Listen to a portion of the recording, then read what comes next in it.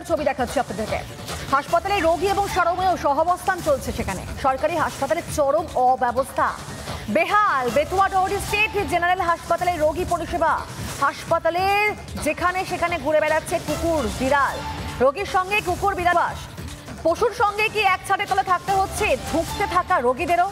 কর্তৃপক্ষকে জানাবেন বলে দায় সেরেছেন চিকিৎসকরা। বারবার তাদেরকে বলা হয়, কিন্তু কোনো রকম ভাবে কোনো ভ্রুক্ষেপ নেই, কোনো পদক্ষেপ নেই। এই হচ্ছে বেতুয়া ডহরি রাজ্য সাধারণ হাসপাতালের ছবি, যেখানে প্রতিনিয়ত দূর দূরান্ত থেকে সাধারণ মানুষ, অসহায় মানুষ এই সরকারি হাসপাতালে আসেন চিকিৎসা নেবার জন্য। সেখানে এভাবে সারমেয়দের সঙ্গে তাদের বসবাস করতে হচ্ছে। দেখতে পাচ্ছেন হাসপাতাল করিডোরে প্রত্যেকটা জায়গায় কিভাবে কুকুর বিড়াল ঘুরে বেড়াচ্ছে। রোগীর আত্মীয় কি জানিয়েছেন একবার শোনাই আপনাদেরকে।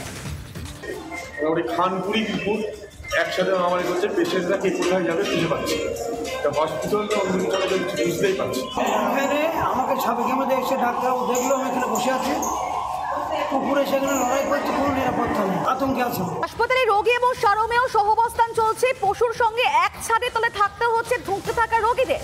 কর্তৃপক্ষকে জানাবেন বলে দায় সেরেছেন চিকিৎসকরা। কি জানিয়েছেন তারা একবার শুনুন।